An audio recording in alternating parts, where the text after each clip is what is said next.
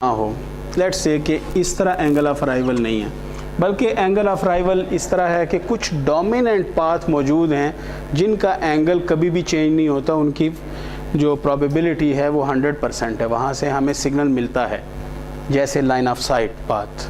अगर ऐसे path exist करते हों तो तब probability of angle of arrival change हो जाएगी, और प्रोबेबिलिटी इस तरह चेंज हो जाएगी कि बाज़ जो एंगल्स होंगे उन पर हमारे पास बहुत ज़्यादा प्रोबेबिलिटी होगी। जैसे अगर मैं कहता हूँ कि ये कोई π/4 रेडियन है तो इस पर मैक्सिमम प्रोबेबिलिटी है, जबकि बाकी पर प्रोबेबिलिटी कम है।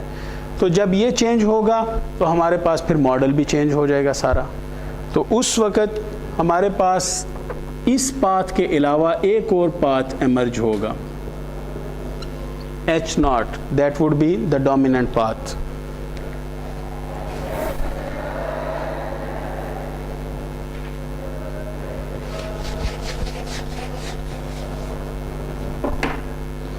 तो फिर ओवरऑल जो चैनल हमारे पास आता है तो उसके दो पार्ट हो जाएंगे मेन।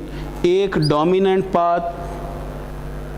पार्ट चैनल का जो कांस्टेंट है, जो फिक्स्ड है, जो टाइम के साथ वेरी कर ही नहीं रहा, और दूसरा पाथ जो टाइम के साथ वेरी कर रहा है, तो इसको हम वेरिंग पाथ कह देते हैं। अब जब आप इस चैनल का रिस्पांस लेंगे, यानी h(t) का मैग्नीट्यूड आप लेंगे, तो ये मैग्नीट्यूड अब रिले डिस्ट्रीब्यूटेड नहीं होगा, बल्कि एक और डिस्ट्रीब्यूशन होगी जिसे राइसियन डिस्ट्रीब्यूशन कहते हैं। यानी बिल्कुल उसके मुताबिक कि ज़्यादा हमारे पास प्रोबेबिलिटी किसी और रिले के जो मीन वैल्यू है तो वो शिफ्ट हो जाएगी, तो इसकी डिस्ट्रीब्यूशन चेंज हो जाएगी, तो वो राइस डिस्ट्रीब्यूशन बन जाएगी। और राइस डिस्ट्रीब्यूशन में एक और फैक्टर है जिसके ज़रिए हम मॉडल करते हैं इसे, या उसको करेक्टराइज करते हैं, और वो फैक्टर राइस फैक्टर कहलाता है, K। तो K factor basically power of the specular component,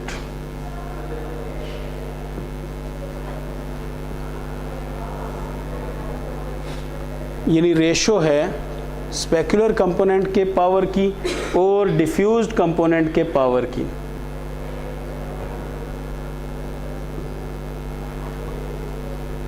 बस ठीक है, ये ठीक है, इस पर ही रखते हैं।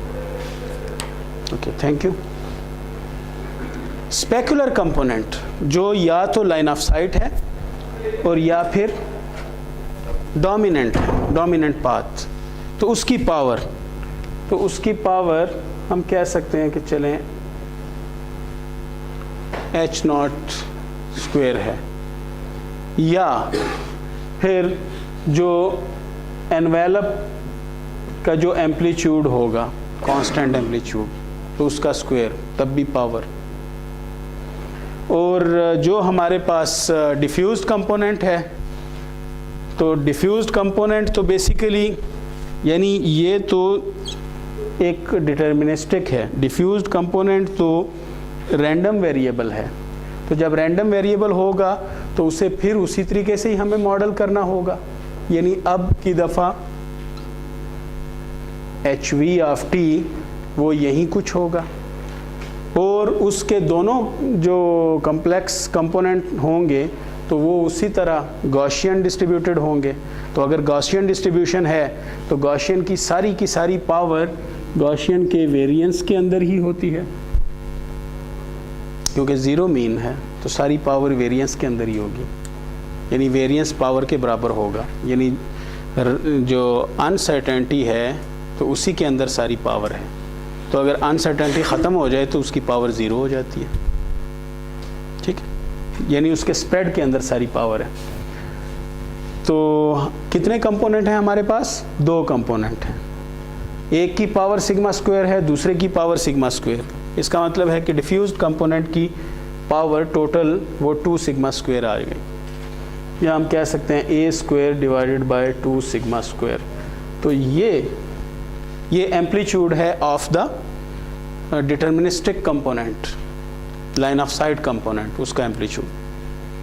तो इसका मतलब ये हुआ कि के फैक्टर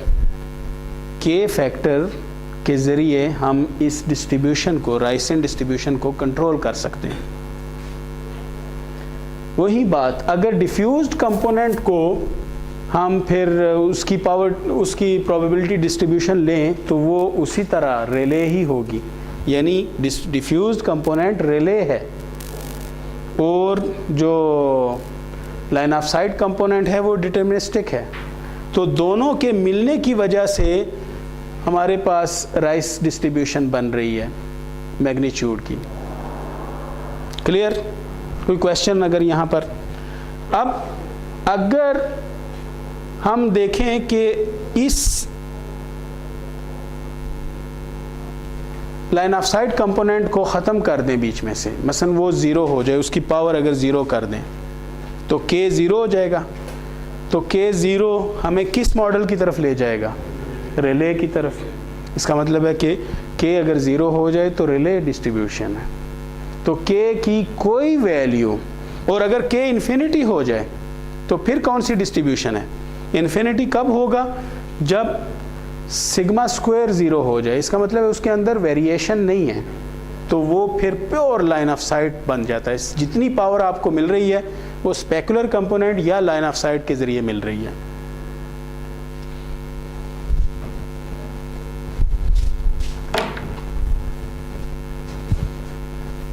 अब हम इनको ज़रा डिस्कस कर लेते हैं।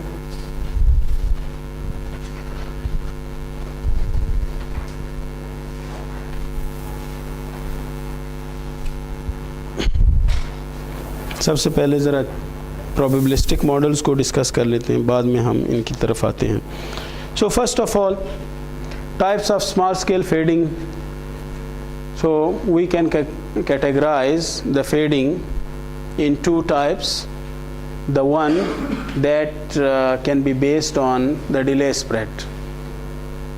So on the basis of the delay spread, multipath delay spread, we have 2 types: flat fading and frequency selective fading, without ISI and with ISI. And on the basis of Doppler spread, we have 2 types: fast fading and slow fading. Slow fading can be further characterized into block fading and slow fading. Block fading वो fading है जिसमें हमारे पास काफ़ी सारे symbols, यानी symbols का एक block, उसके लिए चैनल कांस्टेंट रहे। तो रिसर्च में ब्लॉक फेडिंग ज़्यादा कंसिडर की जाती है। चैनल टाइम वेरिंग ही होता है, मगर वो एक सिंबल ड्यूरेशन से कम के लिए नहीं, बल्कि एक पूरे ब्लॉक के लिए। क्योंकि जब डाटा रेट फास्ट हो जाएंगे तो सिंबल ड्यूरेशन वो बहुत श्रिंक हो जाएंगी, सिंबल ड्यूरेशन बहुत कम होंगी। तो सिंबल ड्यूरेशन जब कम होंगी तो ज़्यादा सिंबल्स के लिए चैनल कांस्टेंट कंसीडर किया जा सकता है। मसला तो उस वक्त है जब डाटा रेट कम होता है। तो डाटा रेट कम हो तो फिर हमारे पास सिंबल ड्यूरेशन बड़ी होती है और उसकी वजह से चैनल एक सिंबल ड्यूरेशन को ग्रैब कर लेता है।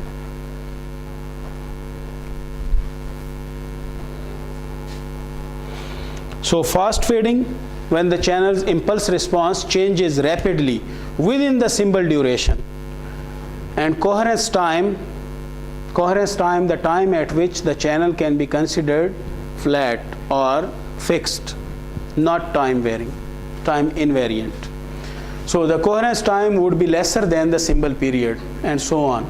So the channel specifies as a fast or slow fading channel that does not specify whether the channel is flat fading or frequency selective fading, because that has no link.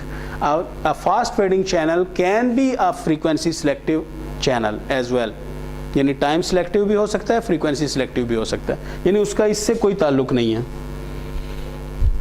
So slow fading channel, when the channel impulse response is slow. So the fading in brief would be the large Doppler spreads can create time selective fading. Large Doppler spreads can create fast fading channels and time selective fading. And large delay spreads can cause frequency selective fading, can cause ISI. And the third one that is in research but not bookish knowledge at the moment. So large angle spreads can cause space selective fading. Space would be selected. मसलन जैसे मैंने वो एक diagram, मसलन इस case में हमारे पास space की सिलेक्शन है, इन एंगल ऑफ अराइवल पर, यानी इन एंगल्स पर कम अराइवल हो रही है सिग्नल्स की, इन एंगल्स पर ज़्यादा अराइवल हो रही है। तो जब हमारे पास एंगल स्प्रेड लार्ज हो जाता है फिर स्पेस की सिलेक्शन होती है। मसलन अगर लार्ज ना हो तो बहुत कम अगर हमारे पास हो, जैसे हमारे पास एक बीम फॉर्मिंग सिस्टम है, हम सिर्फ यहाँ से ही सिग्नल ले रहे हैं तो बाकी सिग्नल वैसे ही नहीं ले रहे, तो हमारे पास यहाँ पर काफ़ी हद तक हम कह सकते हैं इस सारे एंगल्स पर, इन सारी स्पेस में तकरीबन एक जैसे ही सिग्नल आ रहे हैं, तो स्पेस सिलेक्शन नहीं होगी। मगर जब डॉपलर्स ये एंगल स्प्रेड बड़े हो जाएंगे तो आपको मुख्तलिफ़ किस्म की डायरेक्शंस मिलेगी, कुछ में सिग्नल आ रहे होंगे, कुछ में सिग्नल नहीं आ रहे होंगे, तो इसको हम स्पेस सिलेक्टिविटी कहते हैं। एक नया कॉन्सेप्ट है जो अभी एमर्ज हो रहा है। अभी ये बुक्स वगैरह में उस तरह नहीं है। तो इन रीजन्स की हमने पहले भी बात की थी कि ये हमारे पास एक ग्रीन एरिया है जिसमें कोई सिलेक्शन नहीं है, और जब हम सिंबल ड्यूरेशन में इस कोहेरेंस टाइम के थ्रेशोल्ड को क्रॉस करते हैं तो हमारे पास सिलेक्टिविटी आ जाती है इन टाइम। तो ये भी टाइम सिलेक्टिविटी है, यहाँ भी टाइम सिलेक्टिविटी है। और अगर हम इस BC को, कोहेरेंस बैंडविड्थ को क्रॉस करते हैं तो हमारे पास फ्रीक्वेंसी में सिलेक्टिविटी आ जाती है, तो फिर हमारे पास फ्रीक्वेंसी सिलेक्टिव चैनल, और ये वो जोन है कि जिसमें हम दोनों को ही क्रॉस कर लेते हैं, यानी टाइम सिलेक्टिव और फ्रीक्वेंसी सिलेक्टिव दोनों किस्म का चैनल होगा। तो इस तरह के चैनल्स को रिसर्च के पेपर्स में डबल सिलेक्टिव चैनल्स कहा जाता है, डबली सिलेक्टिव चैनल्स या डबल सिलेक्टिव चैनल्स। तो ये डबल सिलेक्टिव है, इसको मॉडल करना ज़्यादा मुश्किल है, इसको एस्टिमेट करना ज़्यादा मुश्किल है। यहाँ हमें इक्वलाइज़र की भी ज़रूरत है, चैनल एस्टिमेटर की भी ज़रूरत है, और इक्वलाइज़र और चैनल एस्टिमेटर दोनों आपस में सिंक्रोनाइज्ड होने चाहिए ताकि हम सर्किटरी को कम कर सकें, ताकि ज़्यादा से ज़्यादा फ़ायदा उठा सकें। मसलन एस्टिमेटर को इक्वलाइज़र को ट्रेन करने में यूज़ कर सकें। तो इस पर इस वक्त रिसर्च हो रही है डबल सिलेक्टिव फेडिंग पर।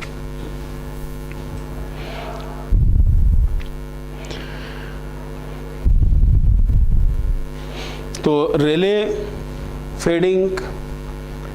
फेडिंग में हमारे पास जो एनवेलप है, एनवेलप यानी मैग्नीट्यूड, तो मैग्नीट्यूड कैसा होगा, HR² plus HI² whole under root. तो अगर रिसीव्ड सिग्नल के दो कंपोनेंट हैं, एक हमारे पास इन फेज कंपोनेंट, एक quadrature phase component. Quadrature phase component with sine of the angle, और in phase component that is with cos of the angle. किसी भी फ्रीक्वेंसी पर हम एट द सेम टाइम दो बिट्स सेंड कर सकते हैं, एक उसके कोसाइन और दूसरा उसके साइन कंपोनेंट पर। तो इसको क्वाड्रेचर फेज़ का यूज़ कहा जाता है। तो इन फेज़ और क्वाड्रेचर फेज़, तो जब हम क्वाड्रेचर फेज़ में आते हैं तो बेसिकली वो साइन में आ जाते हैं, तो उसको हम फिर मॉडल उसको करते हैं कम्प्लेक्स के साथ। तो चैनल भी चूंकि कम्प्लेक्स है, चैनल के भी उसी तरह कंपोनेंट हैं, ये कोसाइन कंपोनेंट है, ये साइन कंपोनेंट है, क्योंकि चैनल भी रियल टाइम सिग्नल है। तो अगर हमने इम्पल्स सेंड की हुई हैं इन फेज़ कंपोनेंट और क्वाड्रेचर फेज़ कंपोनेंट पर, तो जो हमें मिलेगा वो चैनल ही होगा। तो उसका जो प्रोबेबिलिटी डिस्ट्रीब्यूशन, तो प्रोबेबिलिटी डिस्ट्रीब्यूशन उसकी रिले होगी। तो रिले के लिए एक्सप्रेशन है। और रिले फीडिंग में जो रिसीव्ड पावर है तो सिग्नल लेवल, तो वो हमारे पास इस तरह का डिफरेंट किस्म का होगा और टाइम वेरिंग होगा, मसलन कांस्टेंट नहीं है। और ये लॉगरिथमिक स्केल यानी डीबी पर लिया गया है। अगर डीबी पर ना हो तो फिर बहुत ज़्यादा आपको चेंजेस नज़र आएंगे। तो रिले फीडिंग जो पीडीएफ है, प्रोबेबिलिटी डेंसिटी फंक्शन, तो उसके कुछ करैक्टरिस्टिक्स हैं, ये आप लोग देख लेंगे। उसका मीन है और उसका जो हमारे पास स्टैंडर्ड डेविएशन है, पीक स्टैंडर्ड डेविएशन पर होती है। सॉरी, शायद मैंने वो मीन का कहा है, पीक स्टैंडर्ड डेविएशन पर है। और इसी तरह मीन की वैल्यू स्टैंडर्ड डेविएशन पर ही डिपेंड करती है और सो ऑन। तो हमारे पास अगर सिर्फ स्टैंडर्ड डेविएशन मौजूद हो इस डिस्ट्रीब्यूशन में, तो हम कोई भी सिग्नल, रैंडम सिग्नल जनरेट कर सकते हैं, यानी स्टैंडर्ड डेविएशन या फिर वेरिएंस, क्योंकि वेरिएंस स्टैंडर्ड डेविएशन का ही स्क्वायर है। तो ये उसी के करैक्टरिस्टिक्स, मसलन अगर हम चाहते हैं कि हम कोई एम्पलीट्यूड का एक लेवल कंसिडर करें कि वहाँ तक प्रोबेबिलिटी कितनी है, मसलन probability that the received envelope would be lesser than और इक्वल टू अ थ्रेशोल्ड, तो हम उसकी प्रोबेबिलिटी निकाल सकते हैं। तो प्रोबेबिलिटी डेंसिटी फंक्शन का फार्मूला यानी फ़ायदा भी यही है। तो इसी तरह मीडियम भी हम निकाल सकते हैं कि हमारे पास तकरीबन मीडियम कितना होगा। तो वो मीडियन या मीन, तो वो डिपेंड करेगा स्टैंडर्ड डेविएशन पर ही। राइसियन डिस्ट्रीब्यूशन में बाकी आपको नज़र आ रहा है कि हमारे पास A square, that is the amplitude square of the amplitude of the dominant path और द स्पेकुलर कंपोनेंट। और ये हमारे पास वेरिएंस किसका होगा, वो अनसर्टन पाथ का या डिफ्यूज्ड कंपोनेंट का, यानी वेरिंग पार्ट का। तो ये के है जिसे हम डीबी में भी एक्सप्रेस कर सकते हैं। अगर डीबी में एक्सप्रेस करते हैं तो लॉग और 10 के साथ आप मल्टीप्लाई कर देंगे, मगर मेनली के लीनियर डोमेन में वो A square divided by 2 sigma square है। तो के की डिफरेंट वैल्यूज़ के साथ आप ख़ुद भी ये राइसियन डिस्ट्रीब्यूशन फाइंड कर सकते हैं। तो ये हमारे पास वो क्लार्क के मॉडल थे।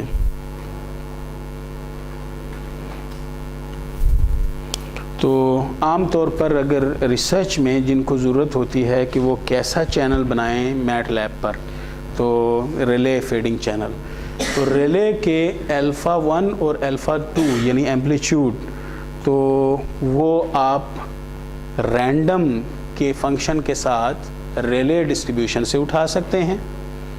और फाई 1 और फाई 2 जो उसके फेज़ हैं, तो वो आप उसी तरह रैंडम फंक्शन के साथ वो यूनिफॉर्म डिस्ट्रीब्यूशन से उठा सकते हैं। ये दो तो ये हो गए।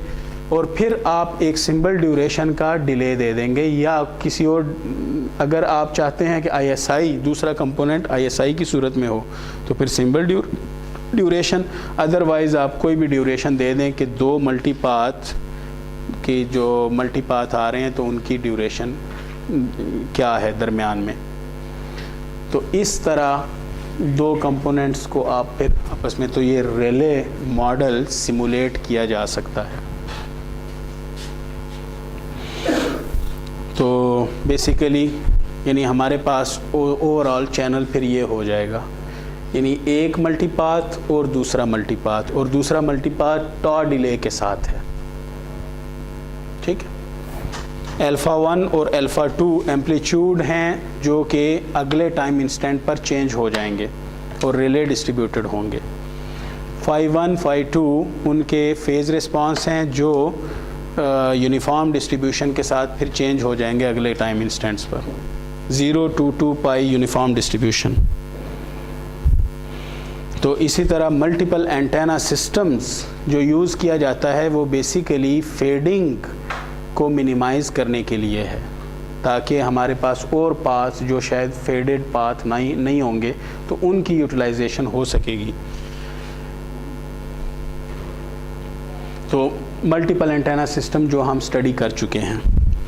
तो अब हम ज़रा काम की तरफ आते हैं, वो है कोहेरेंस टाइम। कोहेरेंस टाइम यानी फास्ट फेडिंग, ये तो प्रोबेबिलिस्टिक मॉडल्स थे, तो ग्रेजुएट का असल काम वो था। अब थोड़ा सा वो जो क्वांटिटेटिव काम है कि coherence time basically inversely proportional है। ये बेसिकली प्रोपोर्शनल वाली टर्म है। शुरू में रेसिप्रोकली यूज़ होता था, मगर रेसिप्रोकल नहीं अब यूज़ होता as a rule of thumb. तो ये प्रोपोर्शनल है। तो प्रोपोर्शनल विद मैक्सिमम डॉपलर, जितना ज़्यादा डॉपलर होगा तो वो टाइम जिस पे चैनल फ्लैट कंसीडर किया जा सकता है तो वो कम से कम हो जाएगा। तो इसलिए जो आगे डेफिनेशंस हैं, ये भी डेफिनेशन कोई एग्जैक्ट डेफिनेशन नहीं है, रूल ऑफ थंब है। तो एक और रूल ऑफ थंब जो यूज़ होता था, तो ख़ास तौर पर जब कॉरिलेशन 50% से अबव कॉरिलेशन के लिए हम उसे यूज़ करते हैं, तो वो कि कोहेरेंस टाइम वो ऑलमोस्ट इक्वल टू होता है 9/16 पाई FM। बाद में इस डेफिनेशन और उस डेफिनेशन दोनों को का ज्योमेट्रिक मीन लिया गया ताकि उनका मीन पोजीशन, तो वो as a rule of thumb सबसे ज़्यादा यूज़ होती है। तो आपने भी फार्मूला जो यूज़ करना है कोहेरेंस टाइम का, तो वो ये फार्मूला होगा।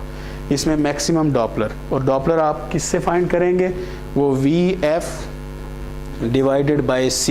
तो मैक्सिमम डॉपलर, क्योंकि maximum Doppler 0 degree angle of arrival पर होगा और कॉस ऑफ 0 1 होता है, तो मैक्सिमम डॉपलर आपके पास आ जाता है। और मैक्सिमम डॉपलर का आप फिर इस फार्मूले में यूज़ करेंगे तो आपके पास कोहेरेंस टाइम आ जाता है। मसलन मिसाल के तौर पर वो एक एग्ज़ाम्पल पहले भी आप कर चुके हैं और एक एग्ज़ाम्पल शायद एक न्यूमेरिकल आप अपने क्विज़ के अंदर भी कर चुके हैं। तो पावर डिले प्रोफाइल जो हमने पहले फाइंड की थी, तो उसमें if an equaliser is required whenever the symbol duration TS is lesser than 5 sigma tau, calculate the maximum symbol rate, ये आप फाइंड कर चुके हैं। तो उसी तरह अब आपके पास RS की वैल्यू आ गई है,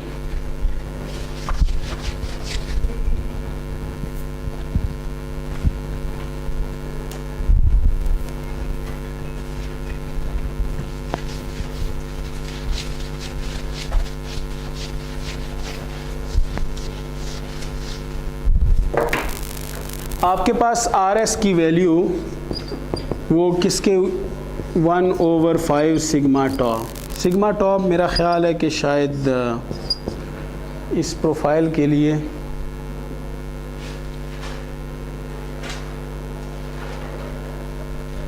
कोई नहीं वो तो ये 4.5 समथिंग होगा, 4.05 माइक्रोसेकंड्स इंटू 10⁻⁻⁶, क्योंकि वो 129 मिली सेकेंड्स नहीं वो मिली सेकेंड तो नहीं, माइक्रोसेकंड में है, वो शायद कोई और न्यूमेरिकल होगा जी नहीं। तो हमारे पास लेट्स से तकरीबन यही आ रही है, चलें इसको मैं 4 ही कह देता हूँ। तो 1/20 मेगा सिम्बल्स पर सेकंड, ठीक है, सिम्बल्स पर सेकंड, तो मेगा सिम्बल्स पर सेकंड। तो या फिर 0.4 और 400 किलो सिंबल्स पर सेकेंड हो गया।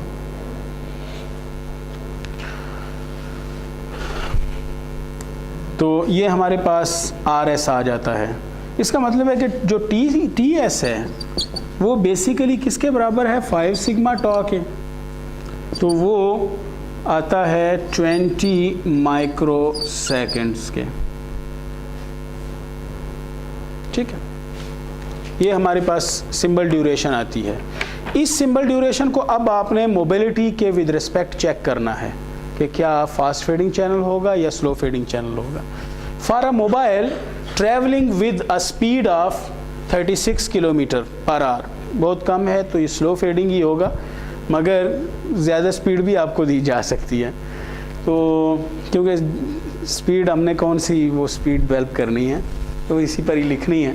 तो रिसीविंग सिग्नल, क्योंकि 400 स्पीड इस वक्त दुनिया में अवेलेबल है, तो वो ट्रेन्स की, बुलेट ट्रेन्स की, तो signal at the carrier frequency of 900 megahertz through the channel. Calculate the time over which the channel appears to be stationary. It means that is the coherence time. तो coherence time से पहले आपने FM maximum Doppler find करना है। तो maximum Doppler VFC over C। V आपके पास किस में है, वो किलोमीटर पर आवर में है, तो उसे मीटर पर सेकंड करना है। 36 kilometre 1000 divided by 3600 metre per second हो गया, मल्टीप्लाइड बाय FC। तो FC हमारे पास कितना है, ये 900 megahertz, 9 into 10 raise to power 8 divided by C, 3 into 10 raise to power 8। तो ये कैंसिल और ये इसके साथ कैंसिल, तो ये इसके साथ कैंसिल, ये 1, तो 10 हर्ट्स हमारे पास 330 hertz, sorry 30 hertz is the Doppler, maximum Doppler. तो इस 30 हर्ट्स पर लाजमी बात है कि कोहेरेंस रेट तो काफ़ी ज़्यादा होगा, यानी कोहेरेंस टाइम ज़्यादा देर के लिए वो स्टेशनरी होगा, इतनी ज़्यादा स्पीड नहीं है। तो आपने वही फार्मूला यूज़ करना है, 9/16 pi FM square whole under root. तो 9/16 pi multiplied by 30 square whole under root. तो इसको आप अपने तौर पर फिर कर लें, ये 3/4 इंटू 30 मल्टीप्लाइड बाय 1/पाई अंडर रूट आ जाएगा, जो भी होगा।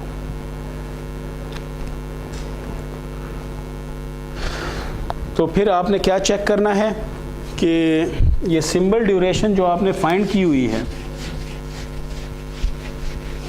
जो आपने पार्ट ए में फाइंड की हुई है, for the results found in part A and be determine if the channel is slow fading और फास्ट फेडिंग।